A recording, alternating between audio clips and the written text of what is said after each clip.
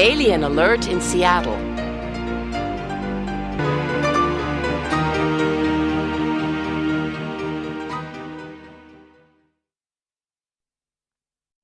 Chapter 7. The Old Airfield. When I got to the science lab, I slowly opened the door and looked inside. Barbara was standing near the table.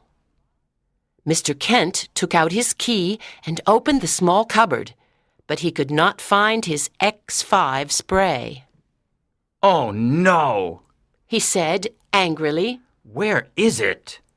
I heard Walter say, "What are you looking for, Mr. Kent?" "Walter, what are you doing here?" asked Mr. Kent, surprised. "Are you looking for your X5 spray, Clyrig?"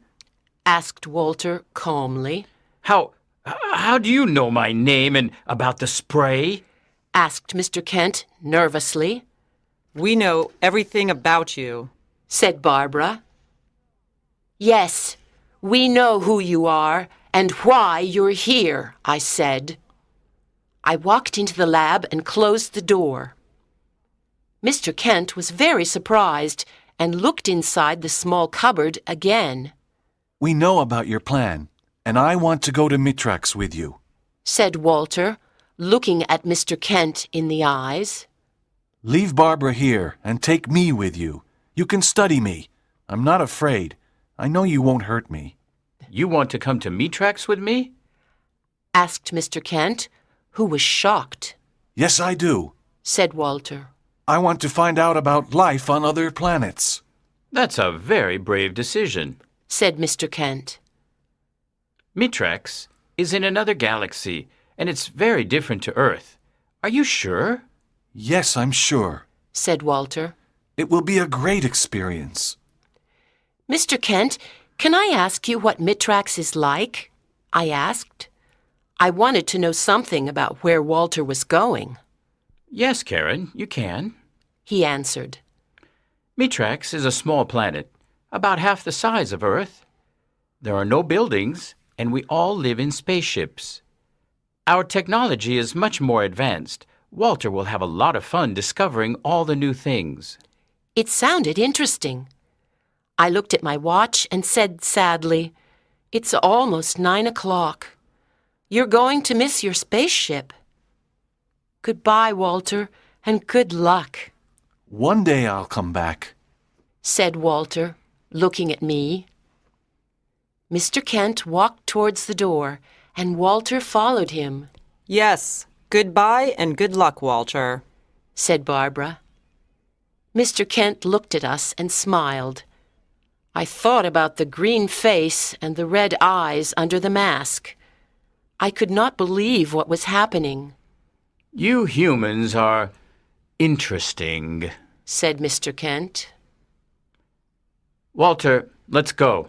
We have to get to the airfield before 9:30.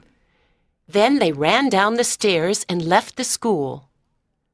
I looked at Barbara and said, "Let's follow them. We can see the spaceship and perhaps a few aliens."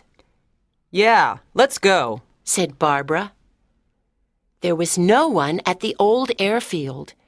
The spaceship was there, but the lights were off. It was gray and round. Mr. Kent and Walter were standing in front of it. Suddenly the lights came on and a door opened. A tall alien came to the door. He said something to Mr. Kent in a strange language, and then another strange voice said, "The spaceship is leaving in 1 minute." Walter turned around and said, "Goodbye, Karen. Goodbye, Barbara." "Have fun on Mitrax," I said, laughing and crying at the same time. Walter and Mr. Kent went inside the spaceship, and the door closed suddenly. The spaceship lights turned on, and it immediately went up into the night sky silently. Barbara and I watched it until it disappeared. Then we went back to the meeting at school. Barbara went to sit with her parents, and I went to sit with mine. "Is everything all right, Karen?" My mom asked. "Of course," I said. This is a very interesting meeting, said my dad. When it's over, we're invited to coffee and cake in the cafeteria. Oh, okay, I said. But I wasn't interested.